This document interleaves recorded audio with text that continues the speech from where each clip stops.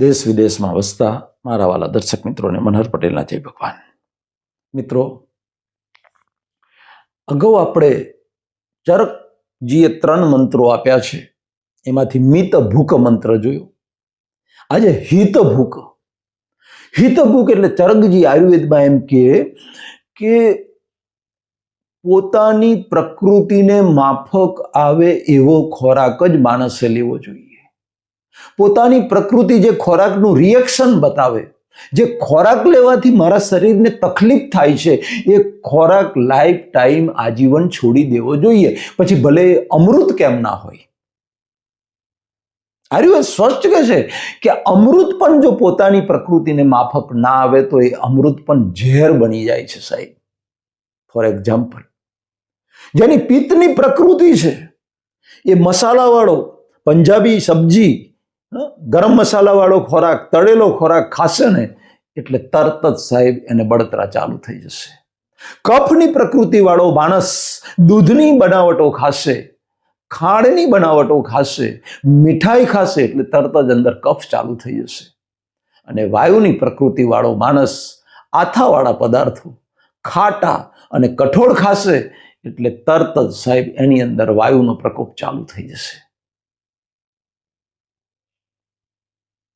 એક માણસ પંગતમાં જમવા બેઠા છીએ, બુફેમાં જમવા બેઠા છીએ, 8-10 મિત્રો ટોળું વળીને જમે છે.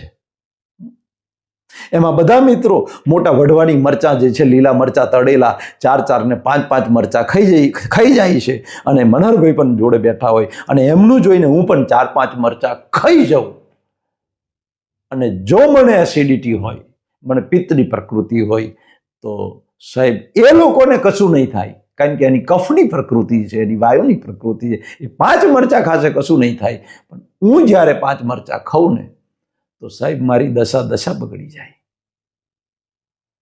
એટલે આયુર્વેદે કહ્યું કે બીજાને જોઈ બીજો શું ખાય છે, કોઈ પણ ખોરાક તમે લો એ કેટલો પૌષ્ટિક છે મહત્વનો નથી, મારી પ્રકૃતિને માફક કયો ખોરાક આવે છે એ મહત્વનું સાહેબ.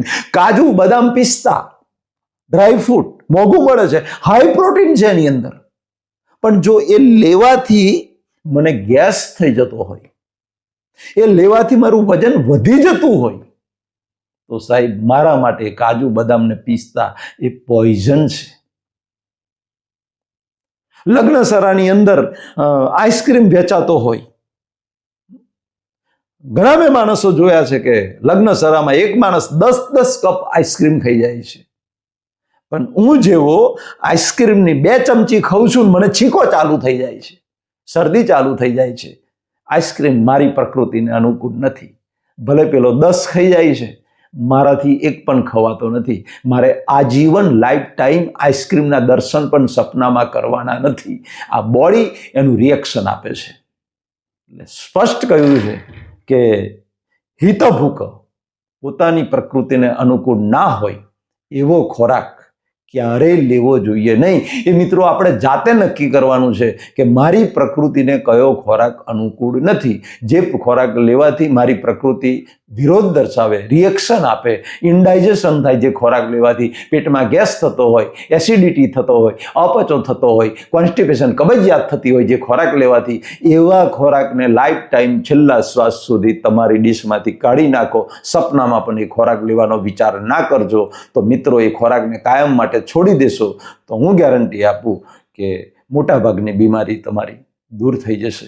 પરમપિતા પરમાત્મા મારા વાલા દર્શકોને લાભ, નિરોગી આયુષ્ય આપે, હૃદયથી પ્રાર્થના. મનહર પટેલના જય ભારત, જય હિન્દ, જય ગુજરાત.